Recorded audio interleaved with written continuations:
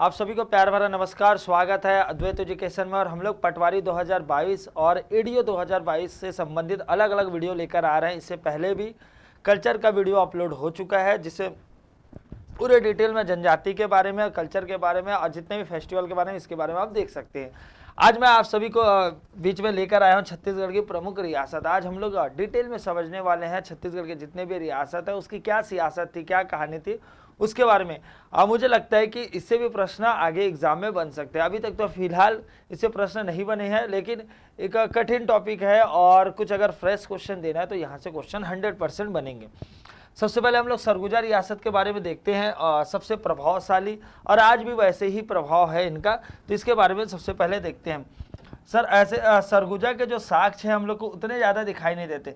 सरगुजा क्या, बाकी के भी साक्ष्य उतने ज़्यादा दिखाई नहीं देते, क्योंकि सरगुजा के अलावा छत्तीसगढ़ में जितनी भी रियासत है उसके जो भी मार्ग है वो मुख्य मार्ग से नहीं जुड़ते थे, कोई भी व्यापारिक मार्ग से नहीं जुड़ते थे, तो किसी का भी नज़र मतलब यहाँ नहीं पड़ा। अब जैसे सरगुजा की बात करते हैं, सरगुजा कहाँ स्थित है सर? छत्तीसगढ़ के उत्तर में स्थित है, लेकिन चारों तरफ क्या है सर? चारों तरफ यहाँ जंगल के क्षेत्र हैं और कोई भी ऐसा कोई बड़ा मार्ग या ट्रेड मार्ग या व्यापारिक मार्ग यहाँ से जाता नहीं था, तो नज़र नहीं पड़ती थी। अब बात कर लेते सर सरगुजा रियासत के बारे में। तो प्राचीन नाम इसका कौन सा है सर? डंडोर। प्राचीन नाम डंडोर है सर। क्षेत्रफल कौन सा सर? 6055 वर्ग मील है सर। राजधानी की बात करें कौन सा सर? अंबिकापुर इसकी राजधानी है, अंबिकापुर राजधानी है सर। वंश की बात करें सर, रक्सेल जो राजपूत वंश है ना, वो रक्सेल राजपूत वंश है सर। इन लोग कहाँ से आते हैं? पलामू से। मतलब ऐसा बोला जाता है कि जैसे देखो ये छत्तीसगढ़ है, ये छत्तीसगढ़ है, अब ये क्या है? झारखंड है, ये है झारखंड। अब इन लोग क्या किए थे सर? यहाँ पे कन्हार नदी है, बाउंड्री पर कन्हार नदी, तो कन्हार नदी को क्रॉस करके, क्लियर है ना, ऊपर चल जाएगा कन्हार नदी। तो इन लोग कन्हार नदी को क्रॉस करके कहाँ आए थे सर? इन लोग आए थे छत्तीसगढ़ में। जैसे ये कन्हार नदी है ना, कन्हार नदी को क्रॉस करके यहाँ प्रवेश किए थे सरगुजा क्षेत्र में। अब सर यहाँ पे इन्होंने क्या किया? अपने सत्ता स्थापित की सर। अगर फाउंडर की बात करते हैं सर, विष्णु प्रताप सिंह। सर विष्णु प्रताप ने सर रामगढ़ पर्वत पर एक सुदृढ़ निर्माण कराया था। किसका? किले का निर्माण कराया था। अब वही बोल रहा हूँ कि इसके प्राचीन इतिहास जैसे दिल्ली सल्तनत का आपको दिखाई देता है, बंगाल का दिखाई देता है, वैसे नहीं दिखाई देता। इसीलिए नहीं दिखाई देता क्योंकि ये कोई ट्रेडमार्क नहीं था, यहाँ पे कोई भी ऐसे रोड नहीं थे जो व्यापारिक मार्ग हो। फिर भी सर जितने भी हैं महत्वपूर्ण है और इम्पोर्टेंट है, तो बात कर लेते। पूछा जाएगा कि सर सरगुजा या इनमें से कौन सा रियासत जिसका पुराना नाम डंडोर था? तो सर सरगुजा रियासत है सर। कौन से रियासत के जो राजा थे वो कन्हार नदी पलामू से आए थे, कन्हार नदी को क्रॉस करके पलामू से आए थे, तो वो भी कौन सा सर? सरगुजा रियासत है सर। इसके फाउंडर की बात करें तो विष्णु प्रताप सिंह। क्या नाम है? विष्णु प्रताप सिंह सर। आगे आप चर्चा करते हैं सर और लाइन बाय लाइन क्रमबद्ध तरीके से देखते हैं, लेकिन सबसे पहले इसके मैप को देख लेते हैं सर। अगर छत्तीसगढ़ की मैप की बात करें तो यहाँ देख सकते हैं सर, ये है सरगुजा रियासत, ये सरगुजा रियासत सर। बाद में इन्हें यही अलग होके सर उदयपुर, कोरिया यही अलग बाद में होते गए, लेकिन सरगुजा रियासत बहुत ही बड़ा था। और देख सकते हैं ये है क्या? सेंटर ऑफ प्रोविजन और बरार, इसी को बोलते हैं मध्य प्रांत और बरार बोलते हैं। दिख रहा है? और इधर दिख रहा है क्या? बस्तर है, इधर दिख रहा है बस्तर है। तो आप देख भी सकते हैं कि जो इनका जो क्षेत्र है, सरगुजा का क्षेत्र है, कहाँ से लगा हुआ है सर? ये बिहार से, झारखंड से और उत्तर प्रदेश से, ये सबसे लगा हुआ है, अवध से, अवध के क्षेत्र से। बात कर लेते सर आगे बात कर लेते। सबसे पहला नाम आता है सर शिवराज सिंह। महत्वपूर्ण राजा के बारे में हम लोग डिस्कस करते हैं। पहला नाम आता है शिवराज सिंह सर। पहली बार मराठों का आक्रमण क्या हुआ सर? सरगुजा में, इन्हीं के कार्य में हुआ। अब देखो, देख सकते हैं ये क्या है सर? 1758। तो सर 1757 में, सर 1757 में तो बिम्बा जी आए। बिम्बा जी कहाँ है सर? इससे पहले आपको पता है ना, रघुनाथ सिंह याद आ रहा है, कलचुरी वंश, रघुनाथ सिंह, इसको हराने वाले कौन? तो सर नागपुर में कौन बैठे थे? रघु जी। नागपुर में कौन बैठे थे सर इस टाइम? रघु जी। ठीक है, रघु जी प्रथम, रघु जी प्रथम है। फिर बिम्बा जी को कहाँ भेजा जाता है? छत्तीसगढ़ भेजा जाता है। तो उससे क्या होता है कि आसपास के जो क्षेत्र है, रतनपुर के अलावा जो आसपास का क्षेत्र है उसे जीतना चालू करते। तो पहली बार मराठों का आक्रमण कब हुआ सर? शिवराज सिंह के टाइम। किसके टाइम हुआ? शिवराज सिंह। और इन्होंने सर, आप पता है कि ये मराठा तो बहुत ज़्यादा मजबूत थे, अग्रेसिव नेचर के भी थे। तो सर ये इन्होंने क्या किया? मराठों की अधीनता स्वीकार कर लिया। अब ये लाइन में भी एक है कि वारसी टकोली देने का वचन दिया। तो अब सर ध्यान रखो, देखो आदमी ना सत्ता स्थापित वही करता है सत्ता स्थापित वही करता है जो बहुत ज़्यादा परिपूर्ण हो और बहुत बड़ा खजाना वहाँ पे हो, तो वहाँ सत्ता स्थापित करते। लेकिन जब मराठों को पता चला कि ये पूरा ट्राइबल एरिया है, तो वहाँ पे सत्ता स्थापित करने से क्या फ़ायदा, इसीलिए उन्होंने सोचा कि चलो वारसी टकोली ले लेते हैं और इनको शासन करने देते हैं। तो सर शिवराज सिंह के बाद धीरे धीरे जब इन्होंने क्या किया, इसकी अधीनता स्वीकार कर ली, लेकिन इसके बाद भी इनके वंशज वहाँ शासन करते रहे और टकोली के रूप में वहाँ मराठों को टकोली देते रहे, जो भी अमूल्य वहाँ पे बंधा होगा उसे। क्योंकि टकोली आपको पता है ना कि जो रियासत या जो जमींदार थे वो किसको, राजा को देते थे, उसे टकोली बोलते थे। उसके बाद आए अजीत सिंह। उसके बाद कौन है सर, दूसरा नाम है शिवराज के बाद है अजीत सिंह। सर इनके शासनकाल में जो ब्रिटिश सरकार के विरुद्ध, ठीक है, 1792 में पलामू का विद्रोह हुआ, किसके, ब्रिटिश सरकार के विरुद्ध। और चारों ओर तक क्या था, ठीक है, चारों ओर क्या है, शांति स्थापित हुई। ठीक है, अजीत सिंह के टाइम, अजीत सिंह मतलब अच्छे राजा थे, चारों ओर क्या हुई, ठीक है, शांति स्थापित हुई। अब पलामू पूछा जाएगा, पलामू की, अब देखो पलामू से इसलिए लेना देना कि इनका रूट से या बैकग्राउंड कहाँ का, पलामू का ही है, तो इसीलिए याद रखना सर 1792 में पलामू का क्या हुआ, विद्रोह हुआ। तो राजा कौन थे सरगुजा पे, सर अजीत सिंह थे। अजीत सिंह के बाद देखो, अजीत सिंह के बाद एक्चुअली आना चाहिए था किसको, इसके जो पुत्र है बलभद्र को आना था, बलभद्र को, लेकिन क्या है, इसके जो लाल संग्राम सिंह, लाल संग्राम सिंह इसके जो भाई थे, ठीक है, ध्यान रखना ये अजीत सिंह के ही भाई थे। वो क्या करते हैं, देखो क्या बताना चाह रहा हूं मैं, जो अजीत सिंह है ना, अजीत सिंह के पुत्र राजा बनेंगे, पुत्र क्या है, बलभद्र राजा बनेंगे। लेकिन क्या है, अब ये छोटे थे, तो अब इनकी जो विधवा रानी, मतलब किसकी, अजीत सिंह की जो रानी है ना, उसकी हत्या कर ये लाल संग्राम क्या करते हैं, ठीक है, हत्या कर राजगद्दी में बैठ जाते हैं। अब यहाँ पे इंटरफेयर किसको करना पड़ेगा, अंग्रेज को। सबसे पहले क्या हुआ सर, अजीत सिंह राजा बने, अजीत सिंह के बाद उनकी डेथ हुई तो उनके बेटे राजा बनेंगे। लेकिन हुआ क्या कि उसके भाई है जो लाल संग्राम सिंह है, अगर ये चाहते तो बनाते, लेकिन इन्होंने क्या किया, अपने बेटे को उत्तराधिकारी नियुक्त किया था। तो अब वो जो छोटे थे तो राजगद्दी में एक प्रकार से जो अजीत सिंह थे उनकी जो विधवा रानी थी वो शासन चलाते थे। तो लाल संग्राम क्या किया, थोड़ा सा अग्रेसिव नेचर के थे, तो वो क्या किया, विधवा रानी, जो अजीत सिंह की जो विधवा रानी थी उसी की हत्या कर दी और राजगद्दी में खुद बैठ गए। तब यहाँ पे इंटरफेयर किसका हुआ, अंग्रेजों का इंटरफेयर हुआ। और डिमांड भी किसने की, जनता ने डिमांड की कि भाई राजा को न्याय मिलना चाहिए, उनकी एक तो माता को मार दिया है, तो इसलिए कर्नल जोन्स, क्या नाम है इसका, ध्यान रखना, कर्नल जोन्स, इसका इंटरफेयर होता है और लाल संग्राम को परास्त करके इसे बाहर फेंक देते हैं, ठीक है। किसने हटाया पूछा जाएगा, जोन्स ने किसे हटाया, तो लाल संग्राम को हटाया, ठीक। उसके बाद सर बलभद्र, तो ये अजीत सिंह के ही बेटे हैं, तो अभी ये छोटे थे और जो जोन्स है इनका इंटरफेयर से इनको राज शासन मिला, इसीलिए सर इनके शासनकाल में अंग्रेजों का प्रभाव बहुत ज़्यादा स्थापित हुआ। लेकिन हुआ क्या, देखो अंग्रेजों का शासन, अंग्रेजों से इन्होंने सहयोग लिया, तो अंग्रेजों का शासन, लेकिन आज भी टकोली किसको दे रहे हैं सर, आज भी टकोली दे रहे हैं इन लोग मराठा को। किसके अधीन है सर, आज भी मराठा के अधीन है। लेकिन होता क्या, एक बहुत ही महत्वपूर्ण घटना होती है सर, चतुर्थ मराठा युद्ध, कहाँ पे, सीताबर्डी पर, जहाँ पे सर मराठों की बुरी तरह हार होती है, खासकर किसका सर, अप्पा साहब। अब अप्पा साहब के बारे में आप लोग पढ़ चुके हैं सर, कहाँ पढ़े हैं, हाँ, जब हम लोग मराठा वंश पढ़े ना, वहाँ अप्पा साहब के बारे में ऑलरेडी पढ़ चुके कि कितने महत्वाकांक्षी आदमी थे और जो भी नुकसान हुआ इन्हीं के कारण हुआ, और गलत गलत डिसीजन के कारण जो इसके ये सजा किसको भोगना पड़ा, मराठों को। तो सर जैसे ही मराठा जो है, मराठा के जो अप्पा साहब की हार होती है, अप्पा साहब के हार होने के कारण जो नागपुर का क्षेत्र है वो किसके कंट्रोल में चल गया, अंग्रेजों के। अब सर जब नागपुर का क्षेत्र अंग्रेजों के कंट्रोल में चल गया तो उसके सानिध्य में जो चल रहे थे, चाहे रतनपुर का साम्राज्य हो, चाहे सरगुजा हो, सभी किसके क्षेत्र में चल जाएंगे, अंग्रेजों के कंट्रोल में। तो सर चतुर्थ मराठा युद्ध के पश्चात जो सरगुजा रियासत है पूर्ण रूप से किसके हाथ में चल गया, अंग्रेजों के हाथ में चल गए। फिर आगे बढ़ जाते हैं सर, उसके बाद आए अमर सिंह। सर अंग्रेजों के सहयोग से इन्होंने क्या किया, गद्दी प्राप्त किया। अमर सिंह जो है इन्होंने किससे, अंग्रेजों के सहयोग से फिर से गद्दी प्राप्त किया। सर इंद्रजीत, क्योंकि अब हुआ क्या, बलभद्र है ना, बलभद्र के कोई भी बेटे नहीं थे, इस चीज को भी ध्यान रखना।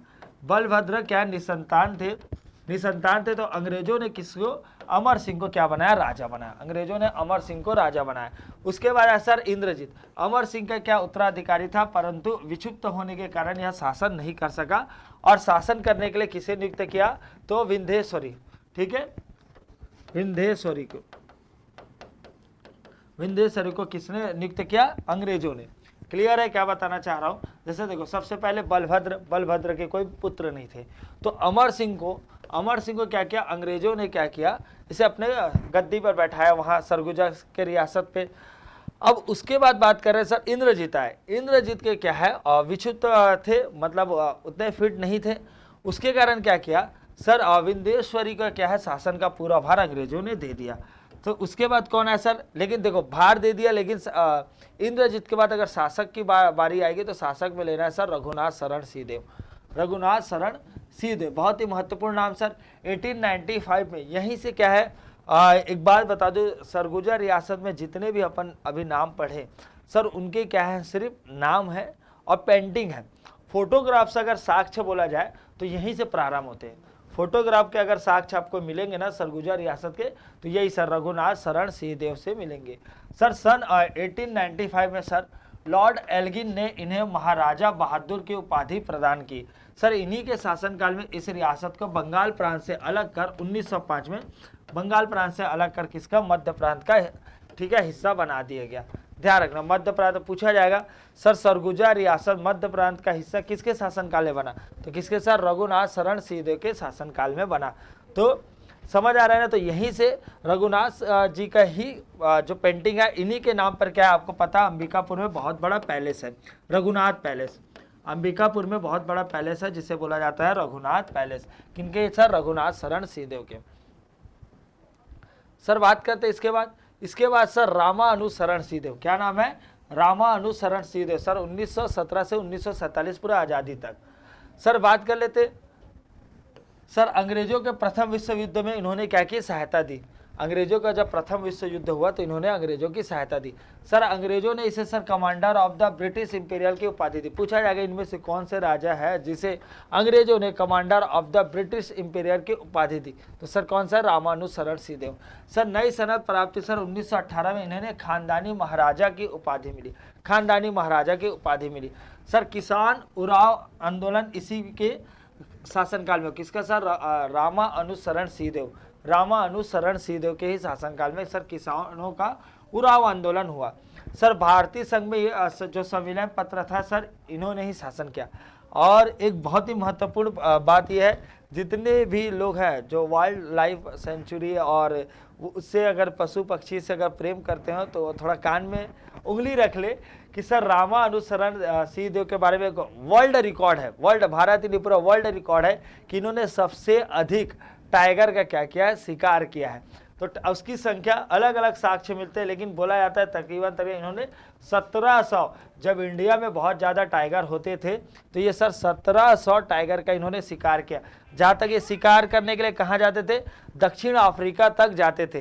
तो बहुत ही दर्दनाक बात है, लेकिन ऐसा बोला भी जाता है कि उस टाइम का सिचुएशन ऐसा था कि किसान क्या है, किसान अपनी फसल की रक्षा करने के लिए वहाँ रहते थे, और जब टाइगर का वहाँ पे क्या होता है, हमला होता था, तो वहाँ उन लोग तो खेत छोड़कर भाग भी जाते थे, उनके मवेशियों को भी लेकर जाते थे।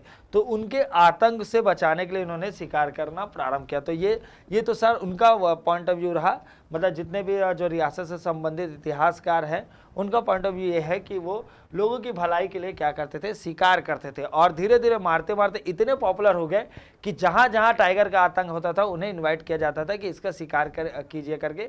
तो आज भी उसके साक्ष्य दिखाई देते हैं। और ऐसा भी बोला जाता है कि जो एशियाई जो टाइगर थे, जो लास्ट में 3 पीस बचे थे, उनका भी इन्होंने ही शिकार किया, ऐसा बोला जाता है। तो संख्या कितनी, 1700। दक्षिण अफ्रीका और बाकी जगह, मतलब जहाँ जहाँ टाइगर थे वहाँ वहाँ ये शिकार करने के लिए जाते थे। तो बड़ा खतरनाक है भाई। आगे बात कर लेते हैं रामानुशरण सिंहदेव के बारे में। और आप अपने पॉइंट ऑफ व्यू भी बता सकते हैं कि सर वो मतलब वहाँ के इतिहासकारों का ये मानना है कि ये लोगों की भलाई के लिए शिकार करते थे और जितने भी पर्यावरण वाले जो लोग हैं उनको मतलब ये गलत था। तो आप अपना पॉइंट ऑफ व्यू भी कमेंट करके बता सकते थे कि क्या सही है क्या गलत है। बाकी जो भी हो चुका ये इतिहास में हो चुका है। आगे बात करते हैं सर महाराजा अंबिका शरण सिंहदेव। उसके बाद कौन है सर? महाराजा कुमार चंडिकेश्वर शरण सिंहदेव, कुमार साहब बोला जाता था। और ये है सर मदनेश्वर शरण सिंहदेव। बाद में इन लोग, ऐसा नहीं है कि फर्स्ट वर्ल्ड वॉर में अंग्रेज का साथ दिए तो इन लोग कोई भारतीय संघ के विरोधी थे, ऐसा कुछ नहीं है।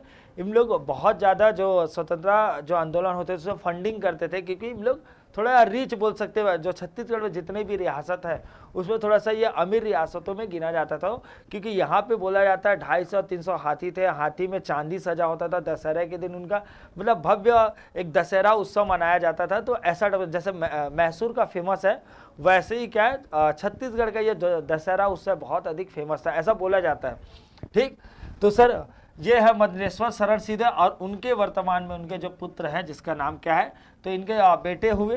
तो अलग अलग जगह बहुत लोग, बहुत सारे परिवार भोपाल में रहते हैं। और जो इनके बड़े जो हैं, एक्चुअली इनका जो मेन जो महल है वो अंबिकापुर में है। तो वहाँ पे क्या है, इन लोग मतलब जो राजा बनते हैं वो वहाँ पे रहते हैं, ऐसा मानते हैं। तो जो टी.एस. बाबा है, त्रिभुवनेश्वर शरण सिंहदेव जो उर्फ टी.एस. बाबा, वर्तमान में आप सभी कमेंट करके बताना है कि ये कौन सा पंचायत या कौन सा मंत्रालय इनके पास है। अच्छे व्यक्तित्व है, ठहराव दिखता है इनके ऊपर, मतलब इनके व्यक्तित्व में एक ठहराव दिखता है, बहुत ही शालीनता से बात करते हैं। तो आपको बताना है इनके पास कौन सा मंत्रालय है, पहला चीज। और इनके जो वंशज हैं, इनके भतीजे जो हैं, अभी ऐसा बोल भी दिया गया है कि इसके बाद जो रहेंगे जो राजा या होंगे, ठीक है, तो राजा एक उपाधि, अब तो सर राजतंत्र नहीं, अब तो लोकतंत्र है, मेन ताकत है जनता के पास।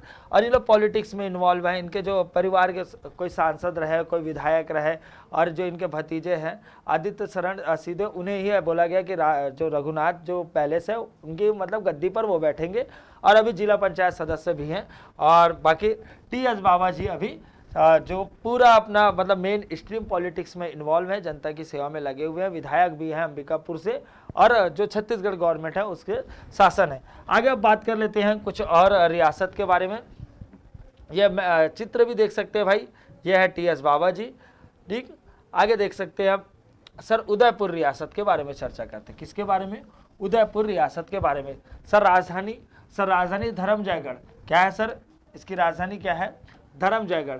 सर घनिष्ठ संबंध किससे रहा है? तो सर सरगुजा रियासत। ऐसे आसपास जितने भी रियासत और हुए सरगुजा के, उदयपुर भी तो वही है, छत्तीसगढ़ के उत्तर हिस्से में स्थित है। तो जितने भी आसपास जो रियासत हुए सबका संबंध कहीं ना कहीं सरगुजा से था ही। सर क्रमबद्ध इसका इतिहास कब से मिलता है? सर 1818 ईस्वी से मिलता है। अब देखो, ऐसा नहीं है कि 1818 से पहले उदयपुर नहीं था, लेकिन होता है क्या, साक्ष्य नहीं मिल रहे हैं। साक्ष्य तब मिलता है जब वहाँ पे कोई व्यापारी जाता है, कोई बड़ा इतिहासकार जाता है, कोई इंटरेस्ट लेने वाला व्यक्ति वहाँ जाता है, तब हमको साक्ष्य मिलते हैं। तो उदयपुर ये सब ट्राइबल इलाके थे, जंगल इलाके थे, उतना कोई इंटरेस्ट नहीं लेते थे। यहाँ भी देख रहे हैं ना सर, मराठा हमला कर रहे हैं, जीत रहे हैं, लेकिन सिर्फ टकोली ले रहे हैं, वहाँ जाकर शासन नहीं कर रहे हैं। बस्तर में वैसी है ना, जब अपन पढ़ते हैं मराठा अधीन शासक, तो ये शासक बनते जा रहे हैं, लेकिन कोई भी वहाँ जाकर सत्ता स्थापित नहीं कर रहा है, जैसे रतनपुर में किए थे। रतनपुर में सीधा क्या हुआ, टकोली नहीं लेते, सत्ता का सर चेंज हो जाता है, सीधा क्लियर, सीधा वंश चेंज हो जाता है। कलचुरी से कहाँ पहुँच जाते हैं सर? सीधा मराठा वंश भोसले में चल जाते हैं। सर कल्याण सिंह सर 1818 से 1852 में, कल्याण सिंह 1818 से 1852 में। सर उदयपुर रियासत में अंग्रेजों का प्रभाव आने के समय यहाँ जागीर क्या कौन था प्रमुख? कल्याण सिंह था। लेकिन सर लाल डलहौजी ने कल्याण सिंह, उसके भाई शिवराज सिंह और धीरज सिंह, ये सभी पे मानव वध या नरबली का क्या अपराध कायम कर इन्हें क्या कर देते? रांची जेल में बंद कर देते, रांची जेल में बंद कर देते। समझ आ गया? सबसे पहले कौन सर? कल्याण सिंह को क्या करते? कल्याण सिंह, उसके भाई शिवराज सिंह और धीरज सिंह में नरबली या मानव वध का आरोप लगाकर जो लॉर्ड डलहौजी ने क्या करते हैं? रांची जेल में बंद करवा देते हैं। सर उसके बाद सर शिवराज तो एक्चुअली कल्याण सिंह और धीरज सिंह की जब मृत्यु हो जाती है, इन लोग क्या होता है, जब 1857 की जब क्रांति होती है ना, तो ये रांची जेल से बहुत लोग भागते हैं। उन्हीं में से ये तीनों क्या रहते हैं? रांची जेल से भागकर वापस आ जाते हैं। सर कल्याण सिंह और धीरज सिंह की तो मृत्यु हो जाती है। फिर शिवराज सिंह जो है वो क्या करते हैं? शिवराज सिंह यहाँ के जागीरदार बनते हैं। लेकिन क्या 1859 में ये ब्रिटिश सरकार क्या करते हैं, इसे रायगढ़ के जो राजा हैं देवनाथ सिंह की मदद से क्या करते हैं, इसे पकड़ लेते हैं और इसमें मुकदमा चलाते हैं और सजा दे देते हैं। किसका? काला पानी का। तो पूछा जाएगा इनमें से कौन सा राजा है जिसे काला पानी की सजा हुई? तो काला पानी की सजा होने वाले कौन है? शिवराज। क्योंकि सर कल्याण सिंह और धीरज सिंह की क्या हो जाती है? मृत्यु हो जाती है। आगे बढ़ जाते हैं। अब क्या करेंगे? तो सर ये है लाल विंदेश्वरी प्रसाद सिंहदेव। तो ये क्या किया, जैसे ही शिवराज जो थे, शिवराज जी की जैसे ही उनको काला पानी की सजा हुई तो वो रियासत खाली हो गया, गद्दी खाली हो गया। तो वो क्या करते हैं, जो आपने एक नाम पढ़ा था सरगुजा रियासत में, मैं धीरे से बताया था कि अमर सिंह के जो पुत्र थे, कि क्या नाम था? लाल विंदेश्वरी प्रसाद सिंहदेव। ये वहाँ का भार संभाले थे, वहाँ शासक नहीं कर रहे थे, वो भार संभाले थे। तो उन्हीं को क्या किए, राजा ने क्या किया, मतलब अंग्रेजों ने उदयपुर रियासत क्या है कि जागीर इनको बना दिया, जागीर के स्वामी बना दी गए। समझ आया क्या बोलना चाह रहा हूँ? सर ये लाल विंदेश्वरी, इसके बारे में हमने सरगुजा में तो पढ़ा ही है। मैं आपको बताया था कि अंग्रेज क्या करते हैं, जो बलभद्र रहते हैं, बलभद्र के बाद इन्होंने क्या किया, जो लाल विंदेश्वरी है इन्हें क्या है पूरा भार दे देते हैं। भार देने के बाद यहाँ भी जैसे ही जो कुर्सी है वो खाली होती है तो इन्हें क्या जागीर का स्वामी बना देते हैं। सर लाल विंदेश्वरी प्रसाद सिंहदेव अंग्रेज के स्वामी भक्ति के कारण राजा बहादुर, ऐसा बोला जाता है कि सर, ऐसा बोला जाता है कि जो ये बहुत ज़्यादा अंग्रेज के भक्त थे, इसीलिए सर राजा बहादुर और सितारे हिंद की इन्हें उपाधि देते हैं। राजा बहादुर और सितारे हिंद की उपाधि देते हैं। सर इसके बाद है सर धर्मजीत। इसके बाद क्या है सर? धर्मजीत। सर इसके पश्चात धर्मजीत गद्दी पर आसीन होते हैं और ये रबकोन नामक जो गांव है उसे क्या है अपनी राजधानी बनाते हैं और बाद में इसका नाम परिवर्तन कर धर्मजयगढ़, आज भी है धर्मजयगढ़। सर ये इस रियासत के प्रथम शासक थे जिसने राजा को विशिष्ट उपाधि, पूछा जाएगा कौन से राजा थे जो प्रथम राजा थे जिसे विशिष्ट उपाधि मिला है? तो सर धर्मजीत सिंह। सर इन्होंने क्या है, रबकोन नामक जो गाँव है उसे क्या अपनी राजधानी बनाते हैं। ठीक है, तो पूछा जाएगा धर्मजीत गढ़ बसाने वाले कौन है? तो मतलब धर्मजयगढ़ बसाने वाले कौन है? तो नाम से भी समझ आ रहा है धर्मजीत। अब पूछा जाएगा कौन सी रियासत से संबंधित है, ये इंपॉर्टेंट है। तो उदयपुर से। इसके बाद आते हैं सर चंद्रशेखर प्रताप सिंहदेव। सर धर्मजीत के उत्तराधिकारी के रूप में सर अल्पायु होने के कारण ये राजकाज जो संभालने में असक्षम रहते हैं तो सरकार अपने हाथों में ले लेती है और ये अध्ययन के लिए कहाँ जाते हैं? सर रायपुर के राजकुमार कॉलेज में जाते हैं। सर 1912 में जब ब्रिटिश सरकार को पुनः राजकाज किसके, अब ये परिपूर्ण हो गए, पढ़ लिख कर आए, तीनों फिर से क्या कर देते हैं? रिटर्न कर देते हैं। तो चंद्रशेखर प्रताप सिंहदेव, ये अंग्रेज क्या है, अंग्रेज बहुत चालाक रहते हैं। ये दीमक की तरह बोलते हैं ना, सीधा अटैक नहीं करते। कभी क्या करते हैं? अटैक करते हैं, फिर उसके बाद पहले सत्ता चलाते हैं और पैसे वैसे बाकी चीज़ों में कंट्रोल करते हैं, फिर राजा को दे देते हैं। तो ये सिस्टम उनका अलग से बना हुआ था। तो डायरेक्ट ये हावी नहीं होते थे। कभी कभी ऐसा लगता था डायरेक्ट हम लोग राज करेंगे तो विश्वास नहीं जीत पाएंगे जनता का, इसीलिए क्या करते थे? पैसों पर कंट्रोल ज़्यादा करने की कोशिश करते थे। बाकी चंद्रशेखर प्रताप सिंहदेव आ गया भैया। सर इसके बाद चंद्रचूड़ प्रताप। इसके बाद क्या नाम है? चंद्रचूड़ प्रताप। ये 5 वर्ष की आयु में राजगद्दी में आसीन होते हैं। इनके अल्प आयु अवस्था में सर इसे कोर्ट ऑफ वॉर्ड्स के द्वारा, ध्यान रखना, देखो जब भी कोई अल्प आयु में रहते हैं तो वहाँ पे क्या शासन चलाया जाता है? कैसे? Court of wards. ठीक है, कोर्ट ऑफ वॉर्ड्स। सर इनके शासनकाल में सर उदयपुर रियासत भारतीय संघ में शामिल हो गया। सर इन्होंने भारतीय संघ के क्या संविधान पर हस्ताक्षर किया, संविधान पद पर हस्ताक्षर करते हैं। सर इसके बाद जसपुर राजा। सीधा पूछा जाता है सर कि एक क्वेश्चन आता है, इनमें से कौन सा रियासत में पहले डोम राजाओं का शासन था? तो वो कौन सा सर? डोम राजाओं का शासन होने वाला कौन सा सर? जसपुर रियासत। सर विशेष क्या है सर?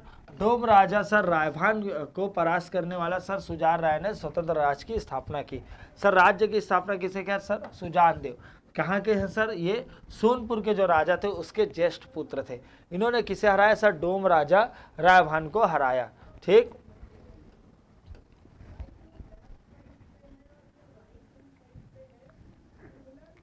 सर इसके बाद सर रणजीत सिंह देव। इसके बाद सर रणजीत सिंह। तो सर जसपुर रियासत से क्रमबद्ध इतिहास सर रणजीत सिंह से प्राप्त होता है।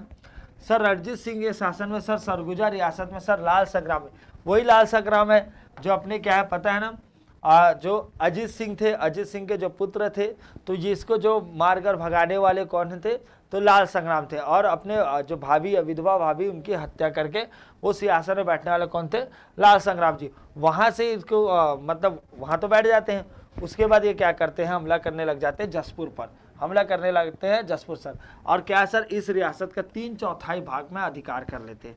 कितने भाग में, 3/4 भाग में हमला करते हैं। हमला करना पूछा जाएगा कि सर इनमें से कौन से राजा है या कौन से शासक है जो सरगुजा से बिलोंग करते हैं, जो जसपुर पर हमला किया और उसकी सर 3/4 भाग को ले लिया। तो 3/4 भाग को लेने वाले कौन है, लाल संग्राम जी, लाल संग्राम जी।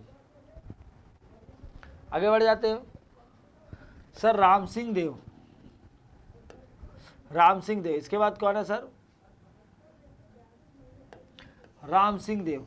सर इनके शासनकाल में सर मार्च 1818 में अप्पा साहब, अब देखो अप्पा साहब ने एक संधि की जिसके द्वारा जसपुर क्या है, जो जसपुर के साथ साथ सरगुजा का कुछ भाग ब्रिटिश सरकार को सौंप दिया। तो ये अप्पा साहब, आपको पता है चतुर्थ आंग्ल मराठा युद्ध होता है जिसमें अप्पा साहब सीताबर्डी के युद्ध में बहुत बुरी तरह हार जाते हैं, और उसके कारण क्या है, जो भी क्षेत्र है जो इनके कंट्रोल में उसे अंग्रेज को देना पड़ रहा है राम सिंह देव के टाइम। सर प्रताप नारायण सिंहदेव, क्या नाम है, प्रताप नारायण सिंहदेव। सर 1899 में सर लॉर्ड कर्जन ने इन्हें नई सनद प्रदान किया और जसपुर राज्य के क्या करद राज्य घोषित किया गया। सर प्रताप नारायण सिंहदेव को सामंती शासक का भी दर्जा प्राप्त हुआ, सामंती शासक का भी दर्जा प्राप्त हुआ। तो ये जसपुर की बात अभी चल रही है। सर इसके बाद आए sir Vishnu Pratap Singhdeo. Sir Vishnu Pratap Singhdeo, sir ये इन्होंने वायसराय सर हार्डिंग के जो हार्डिंग है उससे सनद की जारी की और राजा बहादुर के उपाधि से इसे अलंकृत किया गया। बाद में सर 1923 में ही सर इसे अंग्रेज द्वारा इसे कुशासन का आरोप लगाकर प्रशासन अपने हाथ में ले लिया। तो पहले तो इसे भाई बढ़िया राजा बहादुर को उपाधि दिए और उसके बाद कुशासन का आरोप लगाकर इसे हटा भी दिया। सर इसके बाद विजय भूषण सिंहदेव, सर यह नाबालिग राजा था, इसलिए सर मध्य प्रांत के अधिकारी अब्दुल गफ्फार खान, पूछा जाएगा अब्दुल गफ्फार खान किसके शासनकाल में थे, तो विजय भूषण सिंह के। सर सुपरिटेंडेंट नियुक्त किया गया और सर 1931 से लास्ट में राज्य के विलय तक रहे। सर देशी रियासत के विलय के समय सर जसपुर रियासत में राजा कौन था, राजा विजय भूषण सिंहदेव थे, राजा विजय भूषण सिंहदेव थे। इसके बाद सर दिलीप सिंह जुदेव, दिलीप सिंह जुदेव ऐसे सक्रिय राजनीति में भी थे और भारतीय जनता पार्टी बीजेपी के क्या है सक्रिय मेंबर थे, अभी तो स्वर्गीय हो गए हैं। इनका जो परिवार के अलग अलग जो सदस्य हैं वो पहले राज्यसभा में भी जा चुके हैं, पहले विधायक भी रह चुके हैं और इस बार तो विधायकी का चुनाव इनका परिवार हार गया था।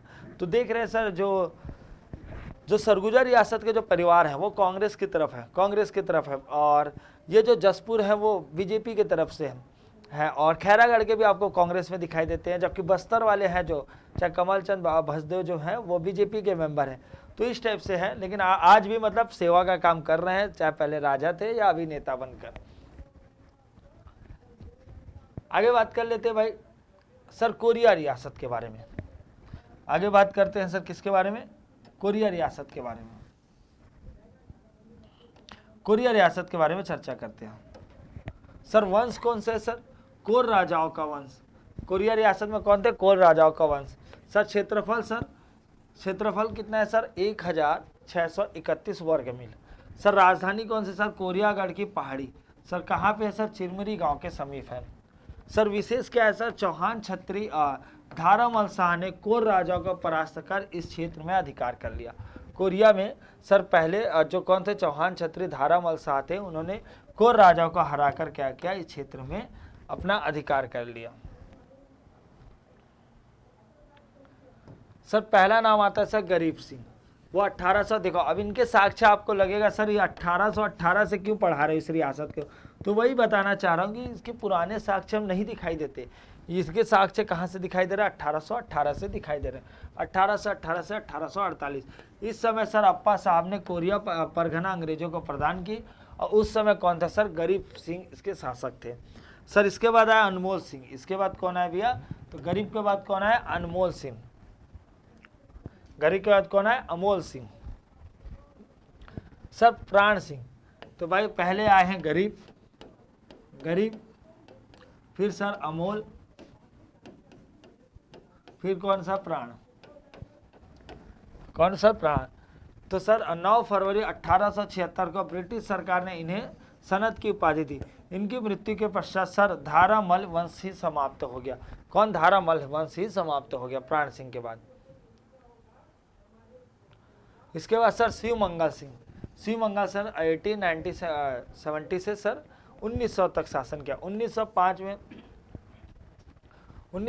में सर बंगाल प्रांत की सिरासत मध्य प्रांत में दे दिया गया और 1909 ईस्वी तक सर शिव मंगल की मृत्यु भी हो गई। शिव मंगल की मृत्यु, एक्चुअली ये ऐसा है, शिव मंगल की मृत्यु भी हो गई। ठीक, समझ आ रहा है ना सर। इसके बाद सर रामानुज प्रताप सिंह, हेडिंग डालिए भाई। और बहुत ही बड़े नाम, फेमस नाम, मतलब देखो रियासत में ही बड़े नाम फेमस होते हैं ना, जिनका प्रभाव रहा और बहुत दिन तक राजगद्दी में बैठे रहे। क्या नाम है, रामानुज प्रताप सिंह। सर 1909 से 1924 तक सर अंग्रेजी सरकार द्वारा दीवान नियुक्त कर पहले सत्ता का संचालन किया गया। दीवान नियुक्त कर, फिर उसके बाद सर, उसके बाद क्या हुआ सर 1931।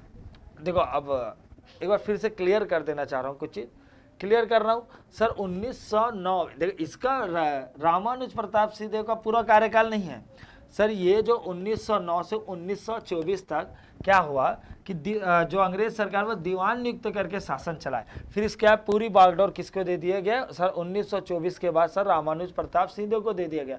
तो पूछा जाएगा रामानुज प्रताप सिंह देव के कार्यकाल में सर अंग्रेजों ने दीवान नियुक्त करके कितने साल तक शासन किया, तब उसको 1909 से काउंट करना 1924 तक। सर 1931 सर गोलमेज सम्मेलन में भाग लेने वाले। तो जब ये कौन सा नंबर का था, फर्स्ट नंबर का गोलमेज सम्मेलन। फर्स्ट नंबर का जो गोलमेज सम्मेलन था ना, उसमें छोटे छोटे रियासत का जब प्रतिनिधित्व करने के लिए अलग अलग शासन को बुलाए थे, तो उन्हीं में सर ये गोलमेज सम्मेलन में भाग लेने के लिए गए थे सब। अब जब पूर्वी रियासत संघ का निर्माण हुआ तो सर इस संघ के इसे अध्यक्ष भी बनाया गया। सर इसी टाइम सर गोंड विद्रोह हुआ सर 1932 में। सर इन्होंने भारत संघ के क्या सम्मेलन पत्र पर हस्ताक्षर किया। साइन करने वाले कौन है, ठीक है, क्लियर। देखो बहुत इंपॉर्टेंट नाम है रामानुज प्रताप सिंह, बहुत ज़्यादा इंपॉर्टेंट नाम है, ध्यान रखना इसको। बहुत सारे काम के, ऐसा बोला जाता है कि पंचायती व्यवस्था जो कोरिया में बहुत पहले आया, तो कोरिया में स्थापित करने इनको श्रेय दिया जाता है। कोयले की खान जो स्टार्ट करने का श्रेय भी इन्हें दिया जाता है। स्कॉलरशिप भी प्रदान करने का श्रेय इन्हें ही दिया जाता है। ठीक है, जब बच्चों को स्कॉलरशिप मिलता है ना, तो पहले बोलते हैं कि कोरिया रियासत में बहुत पहले से चलता था। सर ये क्या है सर, चांग भगा। सर इनकी उपाधि क्या थी सर, भैया। सर ये 904 वर्ग मील में फैले हुए थे। सर राजधानी की बात करते सर भरतपुर, राजधानी क्या है, भरतपुर। सर यह रियासत 1905 तक छोटा नागपुर का ही भाग थी। सर यह रियासत पहले कोरिया राज्य के अंतर्गत एक जमींदारी थी। ये भी क्या है, कोरिया राज्य के अंतर्गत ही आते थे, वो क्या है, एक जमींदारी थी, बाद में अलग हुआ।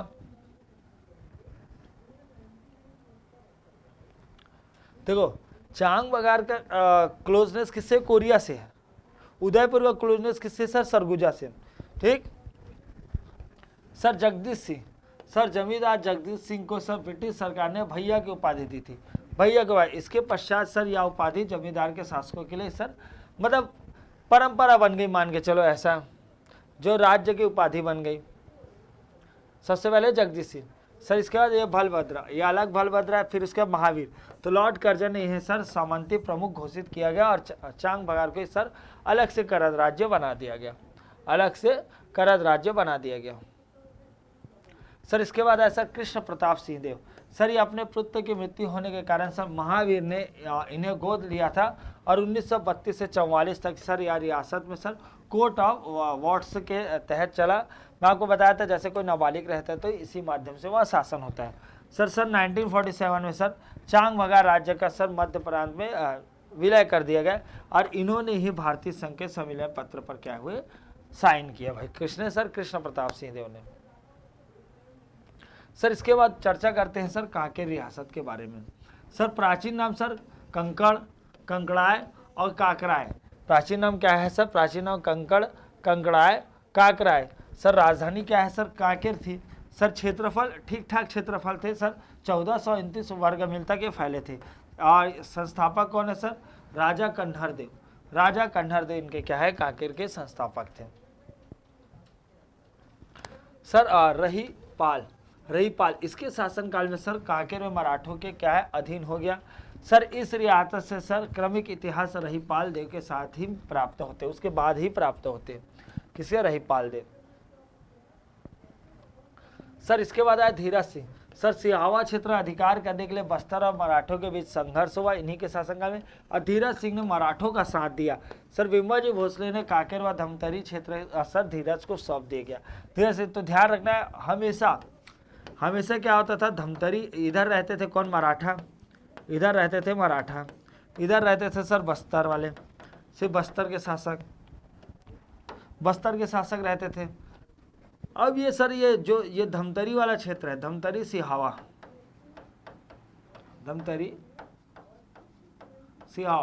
इस क्षेत्र के लिए सर लड़ाई होती थी। तो जो कांकेर वाले हैं ना, ये हमेशा सर किसका साथ देते थे? मराठों का। ये हमेशा साथ देते थे मराठों का, हमेशा साथ किसका देते। और आपको पता भी होगा बिम्बा जी तो यहाँ से 1 भी रुपए की टकोली नहीं लेते थे, ये बस हेल्प मांगते थे घुड़सवारों का, ठीक, घुड़सवार योद्धा का हेल्प मांगते थे। सर इसके बाद आएगा सर नरहर देव। सर इसके समय कांकेर के शासक को सामंती राजा का ओहदा तो मिला। सर बस्तर के राजा सर भोपाल देव की पत्नी सर चंद्र कुमार के साथ इनका विवाह हुआ। सर अपनी बहन लक्ष्मी कुमार का विवाह इन्होंने सर बस्तर के राजा दलगंजन सिंह, ये वही दलगंजन सिंह है सर जिनके नेतृत्व में कौन सा तारापुर, ये क्या राजा के भाई रहते हैं, ठीक है, और परगने के प्रमुख भी रहते हैं। कौन सा? तारापुर परगने के प्रमुख भी रहते हैं दलगंजन, इनके साथ इनका विवाह हुआ, ठीक। सर कोमल देव सर 1903 में सर नरहर देव की मृत्यु के पश्चात इनके भतीजे कोमल देव क्या है यहाँ के शासक बनते। मराठा सेनापति सर रामचंद्र बाघ ने बस्तर पर आक्रमण किया, और बस्तर पर आक्रमण तो किया, साथ ही साथ इसको भी क्रॉस करते तो इन्हें सर 500 रुपये की क्या टकोली, 500 रुपये टकोली किसके लिए तय हो जाती? कांकेर के क्षेत्र के लिए, कांकेर के क्षेत्र के लिए 500 रुपये की टकोली हो जाती है। तो देख सकते हैं ये कोमल देव के बारे में, ठीक है। सर इसके बाद बात करते हैं सर कांकेर के राजा की क्या पुश्तैनी उपाधि सर और महाराज धीराज है। और सर 1910 में सब जब बस्तर के शासन में सब भूमकाल विद्रोह होता है, तब अंग्रेजों का कांकेर के तत्कालीन जो राजा कोमल देव वो भरपूर सहायता देते हैं। सर 1911 से सर ब्रिटिश प्रशासन ने कोमल देव को सर 9 तोपों की सलामी का अधिकार दिया। बता देखो, जब भूमकाल आंदोलन 1910 में हुआ तो अंग्रेज के विरोध में ही था, तो ये अंग्रेज की सहायता प्रदान करते हैं, और इसके कारण सर अंग्रेज क्या देते हैं? इसे 9 तोपों की सलामी का अधिकार दे देते हैं, ठीक है। तो आज हम लोग छत्तीसगढ़ के जो रियासत है, पूरे रियासत के बारे में तो एक वीडियो में बन नहीं सकता, तो नेक्स्ट वीडियो मैं जल्द ही लेकर आऊँगा, जिसमें जो बचे हुए रियासत है, चाहे छुई खदान हो, खैरागढ़ हो, राजनांदगांव हो, ये सब के बारे में हम लोग डिटेल में चर्चा करें। देखो बस्तर रियासत के बारे में ऑलरेडी पढ़ चुके हैं, उसको पढ़ने मतलब अलग से इसमें पढ़ने की ज़रूरत तो नहीं है। रतनपुर के बारे में ऑलरेडी हम लोग बहुत डिटेल में पढ़ चुके हैं, तो जिसके बारे में नहीं पढ़े हैं उसके बारे में पढ़ेंगे। तो मिलते हैं नेक्स्ट वीडियो में, जब तक आप लोग अपना और अपनों का ख्याल रखें। जय हिंद, जय भारत, जय छत्तीसगढ़।